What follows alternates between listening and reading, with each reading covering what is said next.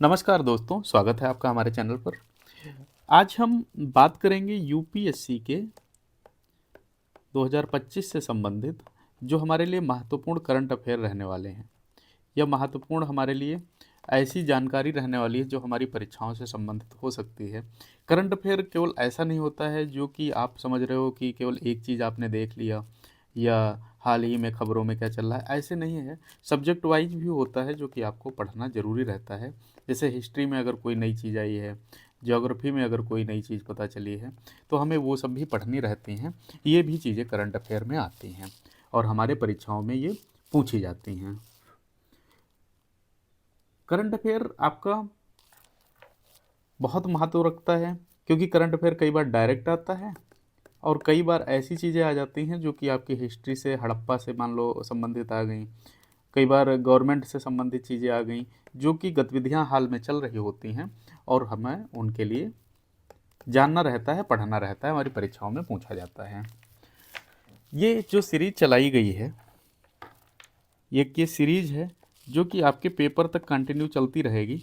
इसमें साल भर में 2024 से लेके 2025 यानी आपके पेपर तक जो जो घटनाएं इंपॉर्टेंट होंगी उन सब पर बात की जाएगी।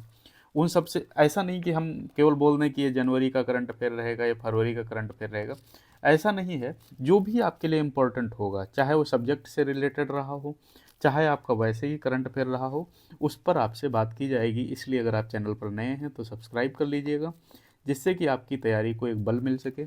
आप इन वीडियो को यहीं पर हम कोशिश हमारी रहेगी कि समझ सकें।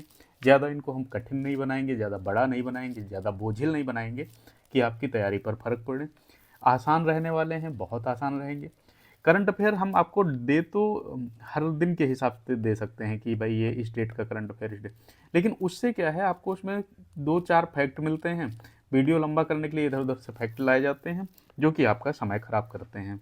आपके लिए समय महत्वपूर्ण है यहाँ भी, परीक्षा में भी। इसलिए हम आपके लिए जो ये सीरीज लाए हैं, तो ये क्विक रिवीजन की रहेगी। इसमें जितनी भी आपके लिए आवश्यक गतिविधियाँ हैं वो सब दी जाएंगी।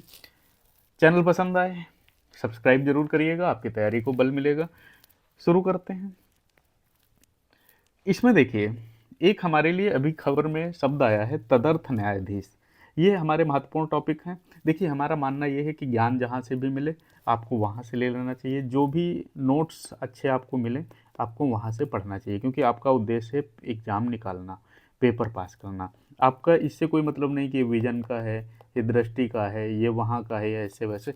आपको इससे कोई मतलब नहीं। आपका सीधा सीधा मतलब होना चाहिए कि आपका पेपर निकले और आप पास हों, अच्छे नंबर आपके आएँ। आपका उद्देश्य ये होना चाहिए। तो देखते हैं, हमारे लिए एक नया शब्द आया है, तदर्थ न्यायाधीश। तदर्थ न्यायाधीश जो है, पहले समझते हैं होता क्या है, फिर समझते हैं इनका कार्य क्या रहेगा, इनका रोल क्या है और समाचारों में क्यों आया है।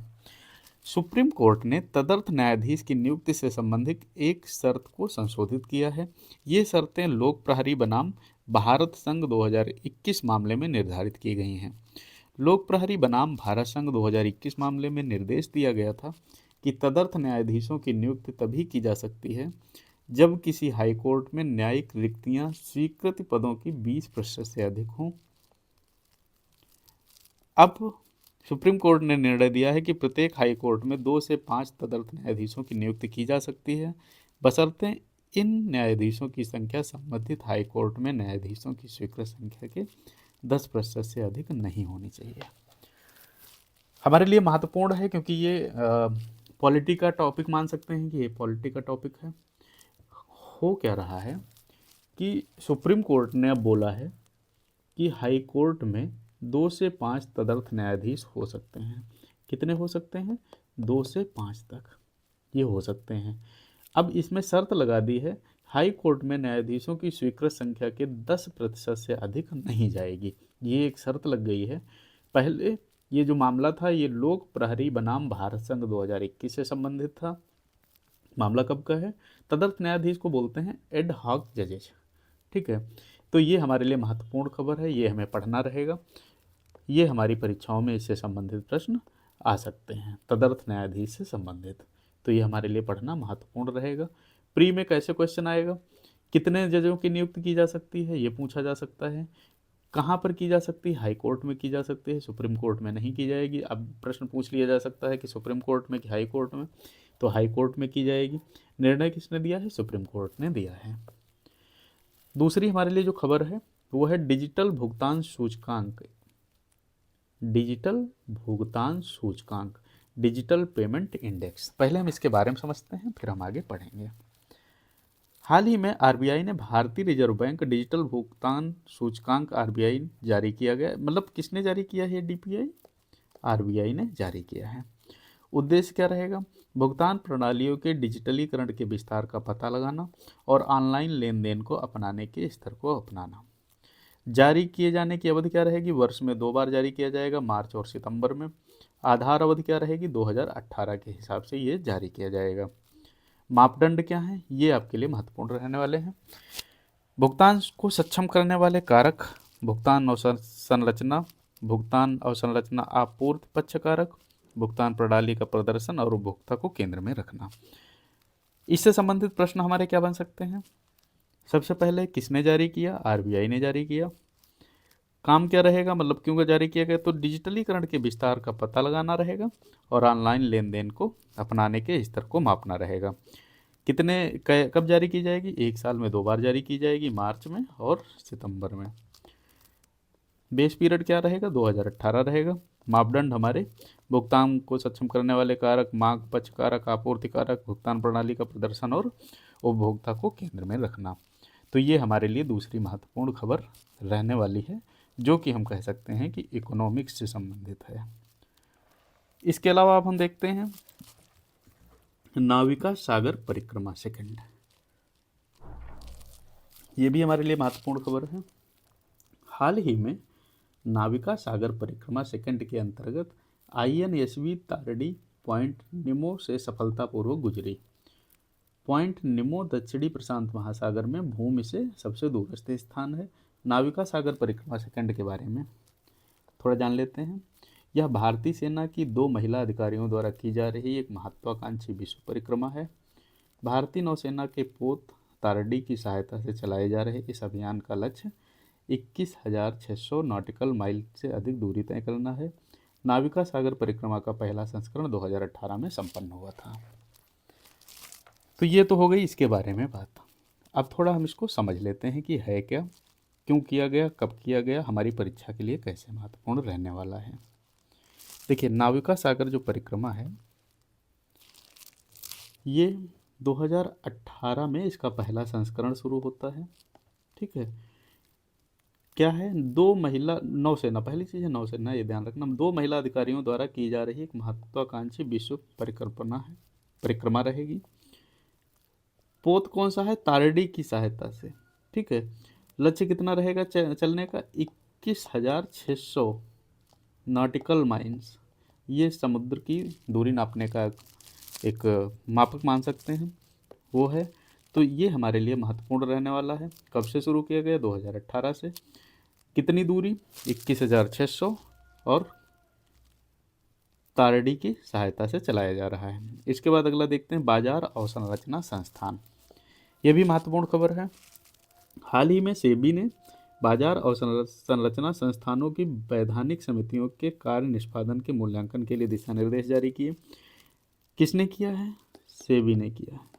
ठीक है, इन दिशा निर्देशों के तहत MIIS को अपने प्रदर्शन और अपनी वैधानिक समितियों के कामकाज का मूल्यांकन करने के लिए स्वतंत्र बाहरी एजेंसी नियुक्त करनी होगी। यह मूल्यांकन प्रत्येक 3 वर्ष में एक बार किया जाना है। इसके बारे में जान लेते हैं। ये ऐसे संगठन हैं जो प्रतिभूतियों के व्यापार के लिए अवसंरचना प्रदान करते हैं। ये सेबी द्वारा विनियमित होते हैं। इनमें stock exchange depository clearing corporation शामिल है। उद्देश्य क्या है? व्यापार को सक्षम बनाना, निवेशक होल्डिंग को सुरक्षित करना, लेन देन का निपटान करना, ये इसका काम रहेगा। अब इसको थोड़ा हम एक बार फिर से समझ लेते हैं। ये हमारे लिए थोड़ा महत्वपूर्ण रहने वाला है क्योंकि इकोनॉमिक्स से संबंधित बात है भाई। बाजार अवसंरचना संस्थान बोलेंगे क्या? MIIS। उद्देश्य क्या है? व्यापार को सक्षम बनाना, निवेशक होल्डिंग को सुरक्षित करना, लेन देन का निपटान करना। ठीक है, इसमें और क्या किया जाना है? मूल्यांकन प्रत्येक 3 साल में एक बार किया जाएगा। 3 वर्ष में एक बार ये प्री में पूछा जाएगा। कामकाज का मूल्यांकन करना रहेगा और बाहरी एजेंसी की नियुक्ति करने से संबंधित इसमें काम हमें करने रहेंगे। तो ये हो गए हमारे लिए बाजार अवसंरचना संस्थान। ये हमारे लिए थोड़ा महत्वपूर्ण खबर रहने वाली है। अगली खबर हम देखते हैं, टाइफून मिड रेंज मिसाइल प्रणाली। फिलीपींस ने कहा है यदि चीन दक्षिण सागर में अपनी आक्रामक गतिविधियां बंद करता है तो वह टाइफून मिड रेंज प्रणाली को हटाने के लिए तैयार है। टाइफून मिड रेंज वास्तव में अमेरिका मिसाइल प्रणाली है। टाइफून मिड रेंज प्रणाली के बारे में समझते हैं। अमेरिकी strategic mid range fire system को टाइफून प्रणाली मिसाइल कहा जाता है। इसमें क्या है, SM-6 मिसाइल को टॉम हाक क्रूज मिसाइल दोनों को लॉन्च कर दिया गया है या लॉन्च किया जा सकता है। स्टैंडर्ड मिसाइल या संयुक्त राज्य अमेरिका की लंबी दूरी को एंटी एयर वारफेयर मिसाइल रहेगी। एक ये इसमें शामिल है। उद्देश्य क्या है, यह प्रणाली लचीली है और इसे कहीं पर भी ले जाया जा सकता है। अब इसको थोड़ा हम समझते हैं है क्या। टाइफून मिड रेंज प्रणाली ये होती है strategic mid range fire system को टाइफून मिड रेंज प्रणाली कहा जाता है। फिलीपींस ने क्या कहा है, चीन दक्षिण सागर चीन सागर जैसे जो है उसमें अपनी आक्रामक गतिविधियां बंद करता है तो वह अपनी ये मिसाइल हटाने के लिए तैयार है। यह प्रणाली है कहाँ की, अमेरिका की है, लेकिन फिलीपींस भी इसका इस्तेमाल करता है। ठीक है, इसको ले जाना आसान रहता है और फिलीपींस कह रहा है यदि चीन सुधर जाएगा तो हम अपनी मिसाइल जो है हटा लेंगे। अगली खबर जो है, टेलीकॉम विवाद समाधान और अपील अधिकरण टीडी सैट ने भारतीय दूरसंचार विनियामक प्राधिकरण ट्राई द्वारा स्पैम कॉल और मैसेज पर नियंत्रण न कर पाने का कारण दूरसंचार कंपनियों पर लगाए गए जुर्माने को रोक लगाने का आदेश दिया है। इसके बारे में थोड़ा जान लेते हैं। यह वैधानिक निकाय है। इसे भारतीय दूरसंचार विनियामक प्राधिकरण अधिनियम 1997 में वर्ष 2000 में किए गए संशोधन के तहत स्थापित किया गया है। कार्य इसके क्या हैं, दूरसंचार सेवा प्रदाताओं और उपभोक्ताओं के हितों की रक्षा करना, दूरसंचार से जुड़े विवादों का समाधान अपील करना। शक्तियाँ क्या रहेंगी, अच्छा संरचना क्या है, एक सदस्य रहेगा, एक अध्यक्ष, 2 सदस्य, ऐसे करके इनकी संरचना रहती है। इन्हें केंद्र सरकार द्वारा नियुक्त किया जाता है। दूरसंचार प्रसारण और हवाई अड्डों के ट्रैफिक मामलों का अधिकार है। साइबर में केवल अपीली क्षेत्राधिकार है। ये प्रश्न आ सकता है कि साइबर में इनका क्षेत्राधिकार कितना है, ये केवल अपील कर सकते हैं। इसे अपनी प्रक्रियाओं को स्वयं विनियमित करने की शक्ति प्रदान की गई है। तो इससे संबंधित अगर पूछा जाएगा तो ये हो सकता है कि कब बनाया गया था, सदस्य कितने हैं यानी संरचना कैसी है, और शक्तियों में पूछा जा सकता है कि इनकी शक्तियाँ सीमित हैं कि असीमित हैं। ये इससे संबंधित प्रश्न पूछा जा सकता है, तो ये हमें पढ़ना रहेगा। अगला जो हमारे लिए महत्वपूर्ण रहने वाला है वो है गिनी गुणांक। गिनी गणराज्य, माफ कीजिए, गिनी गणराज्य है। गिनी गुणांक तो इकोनॉमिक्स का शब्द है, वो हम आपको पढ़ाएंगे। गिनी गणराज्य राजधानी क्या रहेगी, क्रोनाकी। गिनी ने ह्यूमन अफ्रीकन ट्रेपोसोमियासिस के गैम्बियस रूप को सफलतापूर्वक समाप्त कर दिया है। इसे स्लीपिंग सिकनेस के रूप में भी जाना जाता है। स्लीपिंग सिकनेस ही पूछा जाएगा। अब क्या करना है, गिनी के बारे में थोड़ा जान लेते हैं। पश्चिमी अफ्रीका का देश है, अटलांटिक तट पर स्थित है। सीमाएं इसके उत्तर पश्चिम में गिनी बिसाऊ, उत्तर सेनेगल, उत्तर पूर्व में माली, दक्षिण पूर्व में कोटे डी आइवर, दक्षिण में लाइबेरिया और सियरा लियोन स्थित है। देखिए क्या होता है, जब आपका एक कोई राज्य या कोई देश पूछा जाता है तो उससे संबंधित चीज़ें भी पूछी जाती हैं, पूछे जाने के चांस रहते हैं। इसकी भौगोलिक स्थिति समझ लेते हैं, ये कई बार पूछा गया है। इसे उष्णकटिबंधीय रहेगी, श्रृंखलाएं निल्वा टोमा रहेंगी, लोमा रहेंगी, और इनकी नदी कौन सी है, नाइजर है, गाम्फिया है। नाइजर कई बार पूछी गई है। माउंट निब्बा इनका शिखर रहेगा। तो ये हमारे लिए महत्वपूर्ण रहने वाली खबरें हैं जो कि हमारे लिए कई स्तरों से महत्वपूर्ण हैं, परीक्षाओं में कई बार पूछी गई हैं, इससे संबंधित प्रश्न पूछे गए हैं। आगे की जो भी हमारे लिए इम्पॉर्टेंट करंट अफेयर रहने वाले हैं वो हम आपको सब देते रहेंगे समय समय पर, जिससे कि आपकी करंट अफेयर की तैयारी बराबर होती रहे, आपको करंट अफेयर के लिए परेशान ना होना पड़े, एक ही जगह पर चीज़ें आप पा सकें। हमारी कोशिश ये रहेगी कि जहाँ से बेहतर ज्ञान मिलेगा हम आपको वहाँ से ला के देंगे, जिससे कि आपको इधर उधर खुद ढूंढना ना पड़े। वीडियो पसंद आया है तो लाइक करिएगा, चैनल पर नए हैं तो सब्सक्राइब करिएगा। मिलते हैं अगले वीडियो में।